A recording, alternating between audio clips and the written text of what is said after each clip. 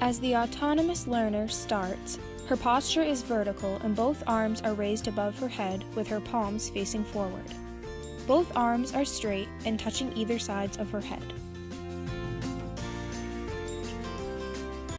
The autonomous learner's non-dominant leg is back and is straight.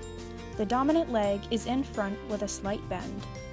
As the autonomous learner moves forward, the non-dominant back leg stays straight while the dominant leg begins to bend. Both arms fall forward as the autonomous learner begins to kick off with her back leg.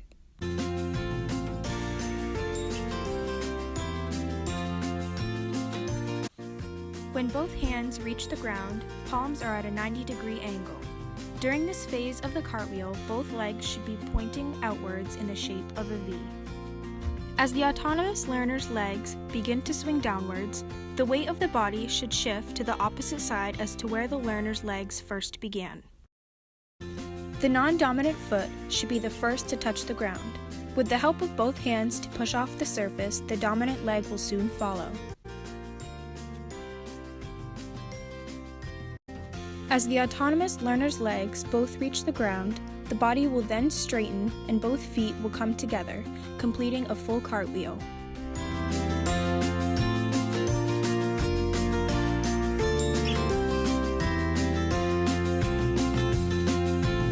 At first, the cognitive learner has her hands placed horizontally instead of vertically. The cognitive learner's posture was not upright as she began to shift her weight forward. The beginning steps for executing a proper cartwheel all starts with correct posture and hand placement. As the cognitive learner leans forward, her dominant leg is incorrectly bent and is too straight for her body to properly shift forward. Her weight is going to be placed mostly on her hands as her momentum pushes her forward. As the cognitive learner reaches her hands to the surface, her palms are not at 90 degrees and her dominant leg is still incorrectly bent. With most of her weight on her shoulders, the momentum begins to slow down as her back legs press forward. As the learner's dominant leg pushes off, her legs become shortened and closer to the body. The shortened legs will not be able to fully swing to the other side of her body, causing both legs to immediately come down and her body to fall backwards.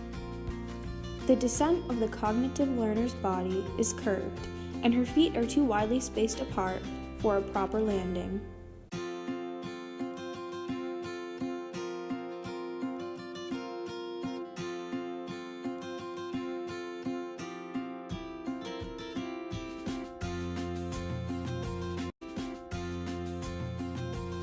After some constructive feedback with the cognitive learner, I instructed her to keep her arms above her head and her body vertical.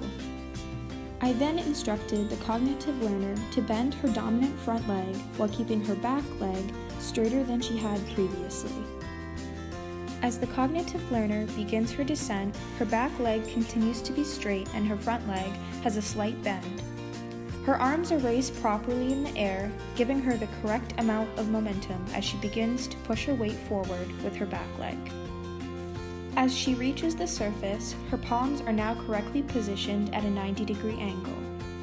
Unfortunately, the cognitive learner's leg still could not reach full potential and remained close to her body, causing her body to fall backwards.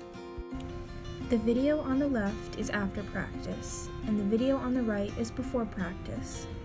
Overall, the cognitive learner made improvements with arm placement, leg extension, and bending, as well as 90-degree hand placement. But most importantly, her posture and her confidence were present while performing these cartwheel demonstrations. There is more improvement to be made with her as she continues to perfect this move on her own time.